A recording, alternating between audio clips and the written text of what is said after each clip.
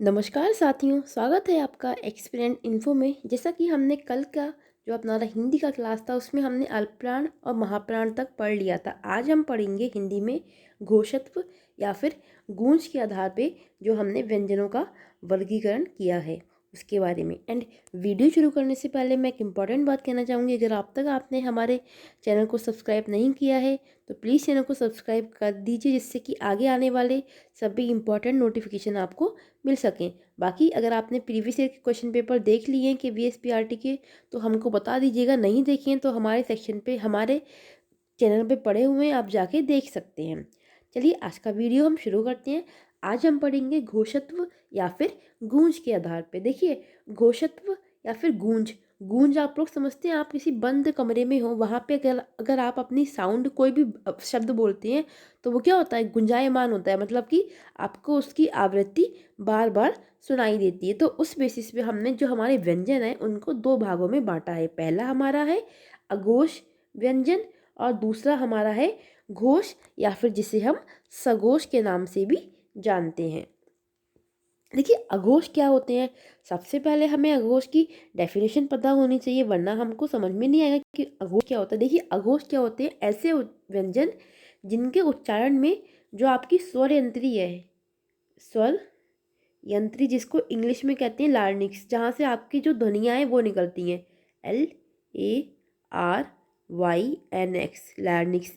तो यहाँ से जो आपकी ध्वनियाँ निकलती हैं उसमें कंपन ना हो, यानी कि वाइब्रेशन ना हो, तो वो हमारे कहलाते हैं अघोष व्यंजन। एक मैं लिख भी देती हूँ, अगर आप चाहें, कुछ बच्चे नोट भी करते हैं उनके लिए। देखिए, वह व्यंजन उच्चारण जिनका उच्चारण स्वर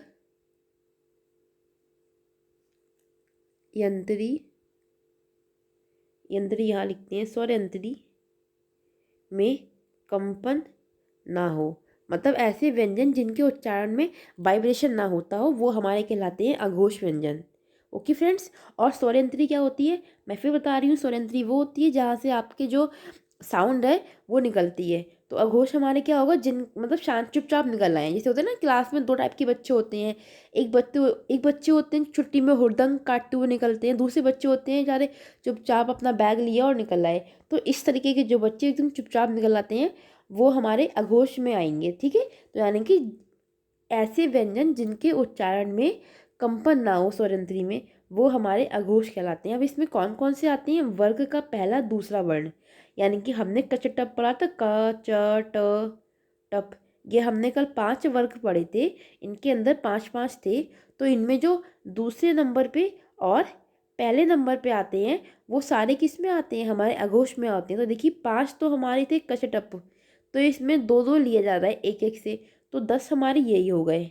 और प्लस शा शा सा, ये तीनों भी किस में आते हैं, अघोष में आते हैं। इसलिए हमारी जो अघोष ध्वनियाँ होती हैं वो कितनी हो जाती हैं, 13 हो जाती हैं।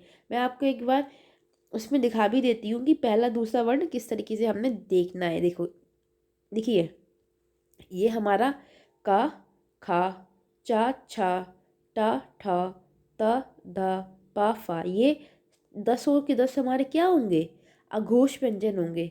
ठीक है, पहला, दूसरा, तीसरा, चौथा, पांचवा, इस तरीके से हम इसको कैटेगराइज करते हैं। एंड बाकी अब हम अपना दूसरे पे बढ़ते हैं, और इनकी संख्या कितनी होती है, 13 होती है, याद रखिएगा, क्योंकि ये संख्या कभी कभी हमसे पूछ ली जाती है। Okay friends. बाकी अब आप देखिए, श श स अलग से है, इसमें ऐड है, इन्हें 10 इसके होते हैं, 3 ये होके 13 हो जाते हैं। ठीक है, अब घोष, घोष क्या है, मतलब वही हुड़दंग काटने वाले बच्चे जो क्लास में छुट्टी होने पे एकदम हुड़दंग काटने निकलते हैं, अरे अब तो हम जंगल से छूट गए। तो ऐसे व्यंजन जिनके उच्चारण में स्वर यंत्री में कंपन होता है उन्हें हम कहते हैं घोष या फिर सघोष व्यंजन। तो अब आई होप आपको समझ में आ रहा होगा, ये दोनों एक दूसरे के अपोजिट होते हैं। इसमें कंपन नहीं होता है, इसमें कंपन होता है। और ये कौन से होते हैं, देखो, पहला दूसरा वर्ण तो हमारा इसमें आ गया घोष में, तो बचा कौन सा, तीसरा, चौथा, पांचवा, वो हमारा किस में आता है, घोष में आता है। देखिए, मैं आपको दिखाती हूँ कौन कौन से इसमें आते हैं।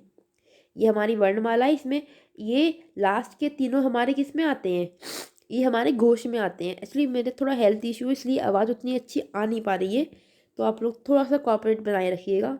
गा घा और ये पांचवा वर्ण जो होता है, तो ये तीसरी चौथी पांचवी लाइन वाले जो होते हैं वो हमारे घोष व्यंजन में आते हैं। इसके अलावा और कौन से आते हैं? अंग और आहा, ये जो हमारे अनुस्वार होते हैं ये दोनों भी हमारे इसी के अंदर आते हैं। और घोष की संख्या कितनी होती है? 33 होती है। देखिए 33 कैसे हुई? कचटप जो हमारा ये 5 है, क च ट प, ये जो हमारा वर्ग है इसमें एक एक से 3 3 लिया गया है, तीसरा चौथा पांचवा वर्ग प्रत्येक वर्ग का लिया गया है, तो 15 तो हमारे यही हो गए, ठीक है। प्लस हमारे अंग आहा, ये 2 हो गए, ठीक है। और इसके अलावा एक minute, I am doing something wrong. या ला रा वा हा, ये पाँचों भी इसमें आते हैं, +5 और 15 5 कितना हुआ? 20 हुआ। 20 और 2 कितना हुआ? 22 हुआ। और इसमें 11 स्वर भी आते हैं हमारे, ठीक है। क्योंकि सभी स्वर क्या होते हैं? घोष या सघोष होते हैं, ये चीज़ याद रखिएगा। जितने भी हमारे स्वर होते हैं, जो हमारे 11 मूल स्वर हैं, आ इ ई उ ऊ री ए ऐ ओ औ, ये 11 हमारे हमारे मूल स्वर होते हैं, जो कि हमारे घोष या सघोष दोनों में काउंट होते हैं। वैसे भी दोनों का मतलब एक ही होता है। तो हमारे जो घोष हुए उनकी संख्या कितनी हो जाती है दोस्तों? उनकी संख्या हो जाती है हमारी 33। 33 कैसे हो रही है? 20 व्यंजन हो गए, इसके 15 हो गए, 1 2 3 4 5 ये हो गए, +2 हमारे अनुस्वार हो गए, अनुस्वार सॉरी एक अनुस्वार हो गया, एक विसर्ग हो गया, और 11 स्वर हो गए। ऐसे ही हम बात करते हैं, देखो मैं लिखा भी है, सभी स्वर क्या होते हैं? सघोष या फिर घोष होते हैं। अब हमारा जो नेक्स्ट है वो ये है कि अल्पप्राण ध्वनियों की संख्या कितनी होती है? इसमें हमारे 19 व्यंजन आते हैं, अनुस्वार आता है, 11 स्वर आते हैं, तो इसकी संख्या भी 33 होती है। अगर आपसे पूछा जाता है महाप्राण ध्वनियों की संख्या कितनी होती है, तो इसमें हमारे 14 व्यंजन आते हैं और विसर्ग आता है, 15 संख्या होती है। मैंने कल आपको अल्पप्राण और महाप्राण सिखाया था, तो उसमें ये भी आप ऐड कर लीजिएगा, ठीक है। बाकी इसका PDF चाहिए हो अगर हैंड रिटन नोट्स का, तो उसके लिए टेलीग्राम चैनल हमारा ज्वाइन कर लीजिएगा। एक्चुअली मेरी आवाज़ नहीं निकल पा रही है, मुझे कोल्ड हो गया है थोड़ा सा, इसलिए। देखिए प्रत्येक वर्ग का पंचम अक्षर हमारा अनुनासिक या फिर नासिक वर्ण कहलाता है। जो अनुनासिक और नासिक क्या होते हैं? जो कि नाक एवं मुंह दोनों से बोले जाते हैं, उन्हें हम क्या कहते हैं? अनुनासिक या फिर नासिक कहते हैं। ये हमारे कौन से होते हैं? पंचम अक्षर होता है कचटप का। देखिए अब हम आते हैं द्विगुण पे और उत्क्षिप्त पे। इसमें हमारे 2 आते हैं, डा और डा। इसका जो हमारा उच्चारण स्थान होता है ना, वो मूर्धा होता है। डेफिनेशन देख लीजिए, वरना डेफिनेशन इम्पॉर्टेंट नहीं है, बट हमें समझ होना चाहिए, इसलिए हम पढ़ लेते हैं। देखिए डा डा का उच्चारण करते समय जीवा हमारी ऊपर उठकर झटके के साथ में नीचे आती है। आप इसको प्रोनाउंसिएट करके देखिएगा, तो आप समझ जाएंगे कि जो डेफिनेशन लिखी है वो एग्जैक्टली अप्लाई हो रही है। इसलिए हम इन्हें क्या कहते हैं? उत्क्षिप्त व्यंजन कहते हैं, क्योंकि जो उत्क्षिप्त वर्ड होता है उसका मतलब होता है उठा हुआ। तो एकदम से कोई चीज़ ऊपर गई तो नीचे आई। जैसे आपने फिजिक्स में एक थ्योरी पढ़ी होगी, हिंदी में तो बोलते हैं परवलयकार। जैसे आपने कोई चीज़ ऐसे फेंकी तो वो ऐसे आती है। ये वाला डायग्राम जो फिजिक्स में हुआ था, पढ़ा करते थे, 11th 12th में था, 11th में था। परवलयकार, अगर कोई वस्तु को आप इस तरीके से फेंकते हो तो वो नीचे आती है। यहाँ पे जो इसकी वेलोसिटी है वो 0 होती है, और यहाँ पे जो भी सर्टेन वेग दे रखा हो जिससे वो मूव करती है, तो उस तरीके का है कि ऊपर जाके नीचे आना।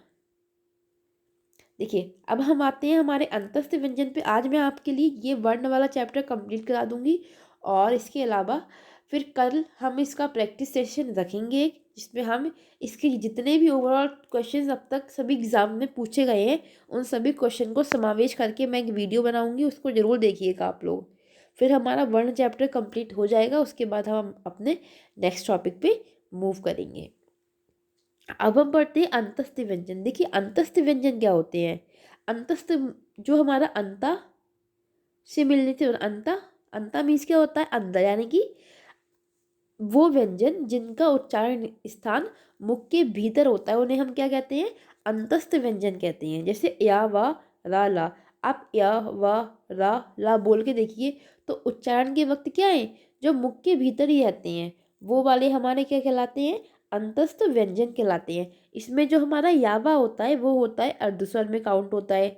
लुंठित या प्रकम्पित क्या होता है, आर होता है, सॉरी आर कह रही हूँ, आई एम सॉरी, रा। और जो हमारा ला होता है वो हमारा पार्श्विक में काउंट होता है। देखिए अर्धस्वर क्या होते हैं, अब हम पहले ये भी जान लें भैया कि हमारे अर्धस्वर क्या होते हैं। देखिए अर्धस्वर उनको कहते हैं जिन ध्वनियों का उच्चारण करते समय जो मुखांग होता है उनको वो ना के बराबर स्पर्श करते हैं, तो हम उन्हें क्या कहते हैं, अर्धस्वर कहते हैं। अगर आपको डेफिनेशन लिखनी हो तो मैं एक बार फिर से बोल रही हूँ, लिख लीजिए। जिन ध्वनियों का उच्चारण करते समय मुख अंग, जो मुख्य अंग है वो उसको ना के बराबर टच करता है, तो वो हमारा अर्धस्वर कहलाता है। अब हम आते हैं लोंठित या फिर प्रकम्पित पे। ओ माय गॉड, देखिए राग का जो हमारा उच्चारण स्थान है वो क्या होता है, जिसमें जीवा एकदम ऊपर की तरफ मुड़ जाती है, इसलिए इसे हम क्या कहते हैं, लोंठित कहते हैं। रा, जब आप रा बोलते हो तो आपकी जीभ है ऊपर क्यों जाती है, जस्ट करके देखिए प्रैक्टिकली तो आपको समझ में अच्छे से आएगा, इसलिए हमने इसे लुंठित कहा है। फिर आता है पार्श्विक। पार्श्विक किसे कहते हैं, कि वो ध्वनियाँ जिनका उच्चारण करते समय जो हवा होती है वो जीवा के दोनों भागों से बाहर निकलती है, उसे कहते हैं पार्श्विक व्यंजन। तो उसमें हमारा क्या आता है, ला। जब आप ला बोलते हो तो आपकी जीवा क्या है, उसके दोनों बगल से क्या होती है, हवा बाहर निकलती है, ला। इसलिए हमारा ये पार्श्विक में काउंट होता है। और ओवरऑल हमारे अंतर से व्यंजन 4 होते हैं, याद रखिएगा। हमारे ऊष्म व्यंजन भी 4 होते हैं। अक्सर वो आपसे पूछ लेता है, आपको 4 ऑप्शन में देगा, शा, सा, सा, या, और पूछेगा इसमें से अंतस्थ व्यंजन कौन सा है, तो आपका आंसर क्या हो जाएगा, या हो जाएगा। ओके फ्रेंड्स, नेक्स्ट क्वेश्चन पे देखो, ऊष्म व्यंजन क्या होते हैं। ऊष्म व्यंजन उनको कहते हैं जिनका उच्चारण में जो हवा होती है ना वो घर्षण के मतलब रगड़ खा के बाहर निकलती है, ऊष्मा पैदा करती है। तो इन व्यंजनों को हमने क्या कह दिया, ऊष्म व्यंजन कह दिया। एक्चुअली बहुत कोल्ड हो रहा है, बोलने में बहुत दिक्कत हो रही है फ्रेंड्स, सो थोड़ा सा आप लोग भी सपोर्ट करिएगा, कोऑर्डिनेट बनाए रखिएगा। एक बार मैं फिर से बता रही हूँ, ऊष्म व्यंजन किसे कहते हैं, ऐसे व्यंजन जिनके उच्चारण में जो हवा होती है वो रगड़ खा के ऊष्मा उत्पन्न करती है, और जिन मतलब उन्हीं को हमने क्या नाम दे दिया, ऊष्म व्यंजन नाम दे दिया। इसके नाम से क्लियर है कि ये क्या कर रहे हैं। ऊष्म क्या होता है, हीट ऊष्मा से होता है ना, तो इसमें शा, सा, साहा, ये चारों हमारे किस में काउंट होते हैं, ऊष्म व्यंजन में काउंट होते हैं। आई होप आपको क्लियर हो रहा होगा। अब आते हैं सबसे इम्पोर्टेंट चीज़, संयुक्त व्यंजन छ, त्र, ज्ञ, श्रा, जिससे आपको प्रीवियस अगर आपने देखा होगा, मैंने आपको 17 का कराया था, 18 का भी कराया है, 2018, 2015 का भी कराया है, 2016 का भी कराया है, ये चारों मैंने आपको कराए हैं। तो उनमें हर किसी में हिंदी में एक ना एक क्वेश्चन तो पूछा ही गया है यहाँ से। देखिए जो हमारा क्षत्रिय वाला छा है ये हमारा किससे बनता है, का प्लस षटकोण वाला शा। अगर आपसे पूछा जाए कि इसको किसको किससे मिलाने से बना है तो का प्लस शा हुआ। एक चीज़ याद रखिएगा, जो आपका व्यंजन होता है ना उसका शुद्ध रूप हलंती होता है। तो और ये जो छा है इसका जो उच्चारण स्थान है वो क्या होता है, कंठ मूर्धा, यानी कि कंठ मूर्धा दोनों चीज़ें इसमें इंक्लूड होती हैं। कंठ मीन्स क्या होता है, गला होता है ना, या नहीं होता है, पढ़ा तो होगा आपने। ऐसा तो है नहीं कि हिंदी बिल्कुल ही नहीं हो, इतनी भी नहीं है कि आपने ये सब चीज़ें पहले ना पढ़ी हो। आगे बढ़ते हैं हम। देखिए फिर हमारा आता है त्रा। त्रा हमारा कैसे बनता है, त प्लस रा, इन दोनों को जोड़ने से बनता है त्रा। और त्रा को बोलने का जो उच्चारण स्थान है वो क्या है, दंत मूर्धा। दंत मूर्धा को कहते हैं, सॉरी दंत दांत को कहते हैं। और मूर्धा क्या कहते हैं, मुंह के भीतर की जो मतलब जीभ के आगे जो तालू होती है उसके पीछे का जो पार्ट होता है। ज्ञा किससे बनता है, जा प्लस वहाँ से। इसका कोई मतलब उच्चारण स्थान अब तक मिला नहीं है, या मैंने अपनी नॉलेज के अकॉर्डिंग पढ़ा नहीं है। श्रा किसे कहते हैं, देखो श्रा हमारा शा प्लस रा से बनता है, और इसका जो हमारा उच्चारण स्थान होता है वो क्या होता है बच्चों, तालव्य मूर्धा होता है। तालव्य क्या होता है, जो आपकी तालू होती है ना उसके पीछे का जो पिछला वाला पार्ट होता है, जैसे कि आपकी जीभ है ये, तो मेरी ड्राइंग बहुत बेकार है, तो ये जीभ है, इसके पीछे का जो पार्ट है वो हमारा किस में आता है, तालव्य में आता है। तो इसमें से आपसे ये नहीं पूछता है कि ये छात्र ज्ञासा बोले कहाँ से जाते हैं, लेकिन आपसे ये डेफिनेटली पूछता है कि ये किस किस के मिलने से बने होते हैं। तो आपको ये चीज़ें दिमाग में बिठानी है अपनी कि ये मिलते किसके बनने से हैं। छा मिल रहा है, छा बनता है का प्लस शा से, त्रा बनता है ता प्लस रा से, या बनता है जा प्लस वा से, और शा बनता है सा प्लस रा से। देखिए मैंने एक चीज़ पीछे बताना भूल गई थी, स्पर्श संघर्षी व्यंजन। इसमें हमारे चा छा जा झा ये चारों हमारे स्पर्श संघर्षी व्यंजन में आते हैं। इवन कभी कभी इससे क्वेश्चन भी पूछे जाते हैं, इसलिए ये इंपॉर्टेंट चीज़ है, इसको याद रखिएगा। ठीक है, अब आपके दिमाग में एक क्वेश्चन तो आना स्वाभाविक है कि मैम ये स्पर्शी संघर्षी व्यंजन क्या होते हैं। सही बात है। देखिए वो व्यंजन जिनका उच्चारण करते समय जो आपके मुखांग हैं उसको स्पर्श भी न हो और हवा को बाहर निकलने में संघर्ष का सामना करना पड़े, मतलब जिसमें कॉन्ट्रैक्शन हो रहा है एक तरीके से। जैसे कि आप कोई शब्द बोलते हैं तो उसके अगेंस्ट मतलब हवा है वो बाहर निकल रही है, तो उसको उसमें संघर्ष का सामना करना पड़ा। जैसे कि एक गेट है जहाँ से निकलना मुश्किल हो, फिर भी आप ट्राई करते हो कि भैया आपको निकलना है, तो आप खुद को क्या करोगे, थोड़ा सा एडजस्ट करोगे, पतला कर मतलब पतला तो नहीं कर सकते और हाथ पैर पीछे आगे करते हो और फिर वहाँ से निकलते हो ना। उसी तरीके से हमारे स्पर्श संघर्ष ही होते हैं। आप इसको बोलो चा छा जा झा, तो ये चारों हमारे किस में आते हैं बच्चों, स्पर्श संघर्षी में आते हैं। आई होप आपको क्लियरिटी हो रही होगी। नेक्स्ट पे बढ़ते हैं।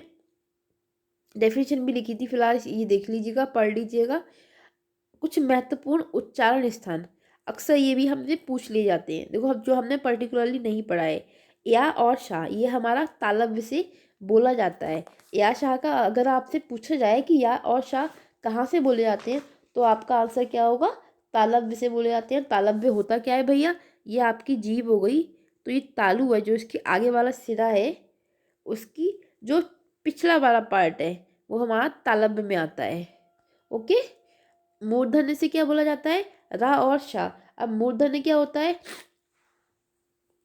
मुंह के अंदर की जो छत होती है पीछे का, इसका जो अगला वाला पार्ट होता है ये वाला, ये हमारा मूर्धन्य में आता है। फिर दंत, जिसे दांत कहते हैं, वहां से क्या निकलते हैं, ला सा। ये आपके किससे आते हैं, ऊपरी दांतों के निकट से निकलते हैं, ला सा। तो ये दोनों हमारे दंत में आते हैं। दंतोष्ठ, देखिए दंत और ओष्ठ, दंतोष्ठ जो आपका बना है वो बना है दंत प्लस ओष्ठ, यानी कि दांत और होंठ दोनों का जिसमें यूज हो रहा है वो हमारा क्या होता है, वो हमारा वाह होता है। तो वाह हमारा कहाँ से बोला जाता है, दंतोष्ठ से बोला जाता है। फिर हमारा आता है कंक, जिसको हम काकल्य भी कहते हैं, उससे हमारा हा बोला जाता है। ठीक है friends, I hope it is clear right now. अब हम अपना आगे बढ़े, कंठ। आई होप अभी कोई अगर कुछ भी आपको डाउट लगता है तो आप कमेंट्स में लिख के बता दिया करिए। और ये भी बता दीजिए कि अगर आपको हिंदी की क्लासेस आगे चाहिए तो मैं कराऊँ, वहीं तो मैं फिर कुछ और देखूँ। एक बार ये सारी जो पीडीएफ है ना, आपको लग रहा होगा कि ये मैम क्या पढ़ा रही हैं, बट ट्रस्ट मी, आप जो भी मैं आपको हिंदी पढ़ाऊँगी, अगर आपने उतना पढ़ लिया, आपको हिंदी ग्रामर में तो अगर 30 नंबर की आती है, मतलब कि पार्ट 1 में तो 10 नंबर दे रखा है, अगर पार्ट 2 में 20 नंबर की आ रही है और ये ग्रामर वाला क्वेश्चन आ रहा है, अगर मैं कॉम्प्रिहेंजन हटा दूँ तो 98% क्वेश्चन आप सॉल्व कर सकते हो। आई एम 110% श्योर कि हिंदी का जो भी मैं आपको कंटेंट दे रही हूँ ये बेस्ट है, इससे बाहर कुछ नहीं आएगा। एक बार मुझ पर ट्रस्ट करके देखिए। बाकी अगर आपको पीडीएफ चाहिए होगी तो पीडीएफ भी मैं आपको बना के दे रही हूँ, हमारे चैनल पे अवेलेबल होती है, वहाँ पे जाके देख सकती हैं। देखिए व्यंजन वर्ण का शुद्ध रूप क्या होता है बच्चों, हलंत होता है। हलंत क्या होता है, देखो सा लिखा है, इसमें नीचे मैंने ये लगा दिया, ये हमारा क्या कहलाता है, हलंत कहलाता है। देखिए उच्चारण के आधार पे हमने स को 10 माना है, जिसका हम मतलब बोलने में यूज़ कर रहे हैं। अब हमारा री है तो इसका यूज़ बोलने में कहाँ होता है, नहीं होता है ना, इसलिए इसको हटा के 10 हो गए हैं। और लेखन के आधार पे हमारे कितने हैं, 13 हैं, क्योंकि इसमें विसर्ग भी ऐड होता है और अनुस्वार भी ऐड होता है, हमारा अंग और आहा। जबकि स्वर के आधार पे कितने होते हैं, 11 होते हैं, मतलब बेसिकली जो होते हैं जिसमें आपका री ऐड होता है। ये हमारा स्वर का कैटेगराइजेशन है। आई होप आपको बढ़िया लग रहा होगा। बाकी ये पूरी वर्णमाला हमारी एक नज़र में है। ये बहुत इंपॉर्टेंट मैटर, मतलब हमारा खुद का मेरा पर्सनल नोट तैयार किए हुए हैं जो कि आपको कहीं नहीं मिलेंगे इतने अच्छे से। देखिए वर्णमाला आपकी पूरी एक नज़र में है। इसको मैं पेन चेंज करती हूँ जिससे कि आपको अच्छे से दिखाई दे सके। देखो हमारे स्वर कितने होते हैं, मूलतः 11 होते हैं। 2 हमारे क्या होते हैं, इसको थोड़ा सा अयोगवा वर्ण होते हैं। ये दोनों मिला के हमारे कितने स्वर हो गए, 13 हो गए। It is clear. स्वर हमारे 11 होते हैं, अ आ इ ई उ री ए ओ औ। सही है। अयोगवा हमारे अंग आहा, 2 हमारे अयोगवा हो गया, इसको मिला के 13 स्वर हो गए। स्पर्शी व्यंजन कितने होते हैं हमारे, 25 होते हैं, जो हमारे का से माँ तक होते हैं। इसमें हमारा क, च, ट, त और पा, ये पांचों वर्ग आते हैं। पाँच और एक एक में 5 5 होते हैं वर्ण। तो 5 दूनी 5 पंजे 25। तो हमारे स्पर्शी व्यंजन कितने हो गए, 25 हो गए। फिर हमारा आता है द्विगुण या उत्क्षिप्त, जिसको मैंने पढ़ाया था आपके लिए। मतलब ऐसे व्यंजन जिनको बोलने में जीभ एकदम से ऊपर जाती है, फिर झटके के साथ में नीचे आती है। तो हमारे 2 होते हैं, दा और डा। फिर हमारा आता है अंतस्थ व्यंजन, ये हमारे 4 होते हैं। मतलब ऐसे व्यंजन जिसमें जो आपका उच्चारण के वक्त मुख के अंदर ही रह जाए, मुख के अंदर से ये इनका उच्चारण होता है। या रा ला वा, बोल के देखो, या रा ला वा। ये क्या है, जब आप इसको बोलते हो तो आपके मुख के अंदर ही है, मतलब बोले जाते हैं। फिर आता है हमारा ऊष्म या संघर्षी व्यंजन। देखिए ऊष्म व्यंजन हमारे कौन से होते हैं, श स स ह पढ़े थे, जिनको बोलने पे ऊष्मा उत्पन्न होती है। मतलब ऐसे व्यंजन जो अंदर से रगड़ खा के निकल रहे हैं, ऊष्मा पैदा कर रहे हैं, वो हमारे कहलाते हैं ऊष्म व्यंजन। वो हमारे श स स ह होते हैं। ओके। फिर हमारे आते हैं 4 संयुक्त व्यंजन, छत्रज्ञाक्षरा, जो अभी हमने पढ़ा था बहुत बढ़िया तरीके से। तो ये सारी मिलके हमारे कितने हो गए, जो हमारी हिंदी वर्णमाला है उसमें 52 वर्ण होते हैं। आई होप अगर आपको समझ में कोई दिक्कत हो तो आप बता दीजिएगा, कोई कमी हो मेरी पढ़ाने में तो वो भी मैं उसमें सुधार करूँगी। तो इस तरीके से पूरी वर्णमाला का मैंने ये चार्ट बना रखा है आपके लिए। इससे बेटर शायद कुछ हो भी नहीं सकता है। आगे बढ़ते हैं कि 52 वर्ण है तो 52 कैसे हुए, ये क्या हो गया। देखिए ये थोड़ा सा और है, थोड़ा ये एक्स्ट्रा नॉलेज के तौर पे है, पढ़ लीजिए फिलहाल। अनुनासिक वर्ण किसे कहते हैं, जिन वर्णों के उच्चारण में से वायु मुख के साथ साथ नाक से भी निकले, उसे हम क्या कहते हैं बच्चों, अनुनासिक वर्ण कहते हैं। इसमें अंग आह, ये चंद्र बिंदु वाला और नॉर्मल बिंदु वाला दोनों आते हैं, तथा पांचों वर्गों के पंचम वर्ण आते हैं। जैसे दा हो गया, अड़ा हो गया, ना हो गया, माँ हो गया। ये पांचों किस में आते हैं, आपके अनुनासिक में आते हैं। बाकी अंग, अह, आहानी सॉरी अंग, और ये वाला आ जिसपे चंद्र बिंदु है। बाकी व्यंजनों के पांचों वर्गों में यदि किसी निर्नुनासिक व्यंजन से पहले अनुस्वार के स्थान पर अनुनासिक व्यंजन आता हो तो वह उसी वर्ग का आता है।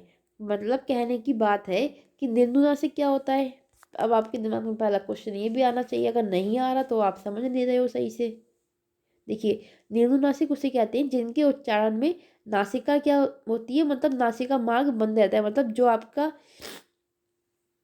नासिका नोज नोज को कहा जाता है जहाँ तक, तो वो बंद रहता है और वायु केवल मुख से ही बाहर निकलती है।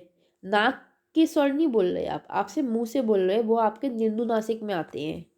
तो इसमें क्या है कि व्यंजनों के 5 वर्गों में से, इसको इरेज करूँ भले, 5 वर्गों में ऐसी यदि किसी निर्नुनासिक व्यंजन से पहले अनुस्वार के स्थान पर अनुनासिक व्यंजन आता है तो वह उसी वर्ग का, जैसे कंचन लिखा है, सही है सही है।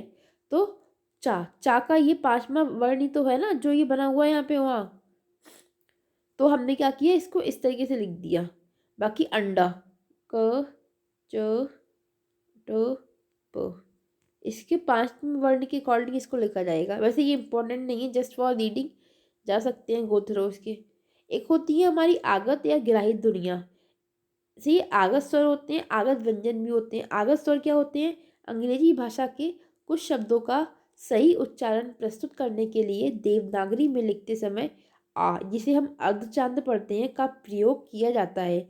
उन्हें हम क्या कहते हैं, आगत स्वर कहते हैं। अच्छा, इंग्लिश के वो शब्द जिनका सही उच्चारण प्रस्तुत करने के लिए हम क्या करते हैं, अर्धचांद का यूज़ करते हैं। जो हम ये आप किसी भी शब्द पे लगाते हो ना, जैसे आपने लिखा, क्या लिखा, कॉलेज ही लिख लिया, कॉलेज, तो ये जो आपने चंद्र बिंदु ये लगाया ना, अर्धचांद, यही हमारा क्या है बच्चों, ये अर्धचांद क्या है हमारा, यही हमारा आगज स्वर में मतलब आगज स्वर को आइडेंटिफाई कराएगा। जैसे कॉफ़ी हो गया, कॉलेज हो गया, नॉलेज हो गया, इन सब में क्या लगा है, ये हमारा अर्धचांद लगा है। और ये सारे अंग्रेजी अंग्रेजी के शब्द हैं। फिर हमारे आते हैं आगत व्यंजन। अरबी फारसी से लिए हुए जो शब्दों का सही सही उच्चारण प्रस्तुत करने के लिए हम कुछ व्यंजनों के नीचे क्या लगाते हैं, नुक्ता लगा देते हैं। जैसे जिंदगी जा पे लगाए, गजल गा पे लगाए, गलत गा पे लगाए, क ख ग जा फा। तो जिन शब्दों के नीचे नुक्ता लगा होता है ना, जिन तो समझ जाओ कि वो अरबी फारसी के शब्द हैं। ये भी एक पहचान हो गई अरबी फारसी के शब्दों की कि उनके नीचे क्या लगा होगा, नुक्ता लगा होगा बच्चों।